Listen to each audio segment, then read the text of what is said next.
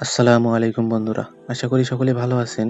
আজকে যে বিষয় নিয়ে আলোচনা করব সেটা হচ্ছে যে হিন্দু ধর্মে আপনার নরবলির বিধান। অর্থাৎ হিন্দু ধর্মে যে মানুষকে বলি দেওয়া বা মানুষকে কুরবানি করা, এই বিধানগুলো আছে সেগুলো আপনাদের সামনে উপস্থাপন করব।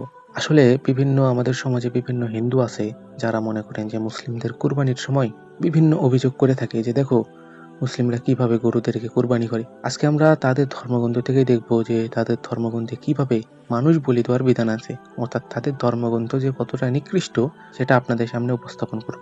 আশা করি আপনারা আমার এই আলোচনাটা মনোযোগ সহকারে শুনবেন এবং আপনাদের যে কথা সেগুলো কমেন্ট বক্সে বলে যাবেন। আর আমি আপনাদের কাছে একটা প্রশ্ন করব, এই আলোচনাটা দেখার পর আপনাদের কাছে কি মনে হয় এই যে হিন্দুরা যে এই দেব-দেবীর পূজা করে বা দেবতার পূজা করে, এরা কি আসলেই কোনো দেবতা নাকি কোনো একটা বহুরূপী শয়তান? আসলেই তারা কি শয়তান নাকি দেবতা সেটা কমেন্ট বক্সে অবশ্যই বলে যাবেন। তো চলুন আমরা আলোচনায় এগিয়ে যাই। আলোচনার শুরুতে আমি আপনাদেরকে রেফারেন্সটা বলে দেব। রেফারেন্সটা হচ্ছে মানে যে বিষয়টি নিয়ে আলোচনা করব সেটা কোথায় লেখা আছে সেটা রেফারেন্সটা হচ্ছে কালিকা পুরাণ অধ্যায় হচ্ছে ৬৭, শ্লোক হচ্ছে ১৯ থেকে ২৩ নাম্বার। মানে কালিকা পুরাণের ৬৭ নম্বর অধ্যায়ের ১৯ থেকে ২৩ নম্বর শ্লোকে এই রেফারেন্সটা পেয়ে যাবেন।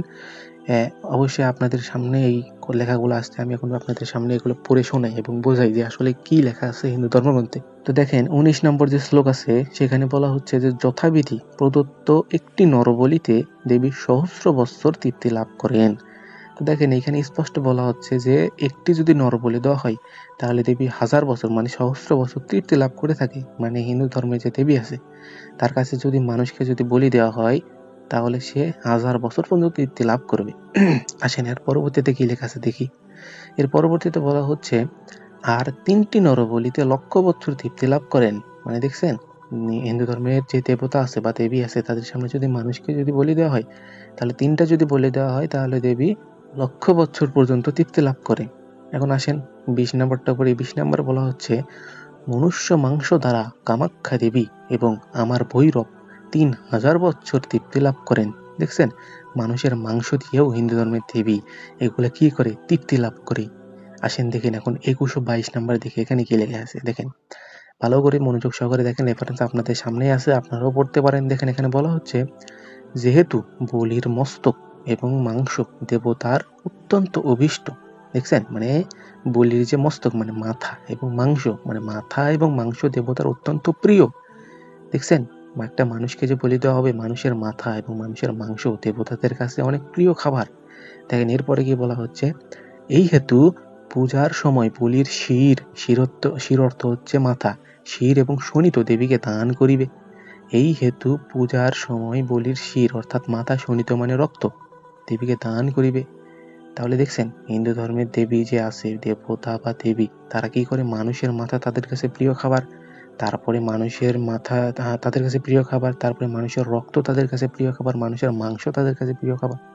তো দেখছেন যাদেরকে তারা মনে করেন যে দেবী বা দেবতা মনে করে তারা কিন্তু মানুষের রক্ত, মানুষের মাংস, মানুষের মাথা খায় বা এগুলো তাদের কাছে প্রিয় খাবার, প্রিয় জিনিস।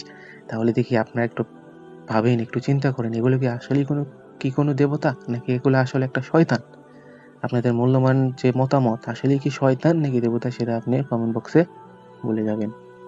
এখন দেখেন এর নিচে আরেকটা শ্লোক আছে সেটা হচ্ছে ২৩ নম্বর শ্লোক। এটাও যদি ভালো মতো পড়েন সেখানে দেখতে পারবেন যে বিচক্ষণ সাধক ভোজ্য দ্রব্যের সহিত লোমশূন্য মাংস দান করিবে এবং কখনো কখনো পূজা উপকরণের সহিত মাংস দান করিবে। মানে বিচক্ষণ যে সাধক মানে যারা দেবীর পূজা অর্চনা করে তারা কি করবে লোমশূন্য মানে পশম বা চুল ছাড়া মাংস দেবীকে দান করবে। আবার মনে করেন যে পূজা করার সময়ও কি করবে দান করবে। দেখছেন তার মানে আমরা বুঝতেই পারছি হিন্দু ধর্মে নরবলি আছে, মানুষের মাংস দেবতাদের প্রিয় খাবার। তো এত জঘন্য একটা ধর্ম যেখানে মানুষকে বলি দেওয়ার বিধান আছে, তাহলে আপনারা বুঝতেই পারছেন তারা যে কুরবানি সম্পর্কে বা মুসলিমদেরকে মাংস খাওয়া সম্পর্কে যে প্রশ্ন ওঠায় কোন মুখে ওঠে। তো আমি আপনাদেরকে বলবো যে হিন্দু ভাইরা আছে তারা আপনি আমাদের ভিডিওটা ভালো মনোযোগ সহকারে দেখবেন এবং যে রেফারেন্স দিছি সেটা আপনারা মিলাই দেখবেন যে আসলে আমি সঠিক রেফারেন্স দিয়েছি কিনা। আর যারা আছেন যাদের হিন্দু বন্ধু বান্ধব আছে তাদের কাছে এই ভিডিওটা শেয়ার করে দিবেন যে তারাও সত্যটা যাতে জানতে পারে। আসসালামু আলাইকুম।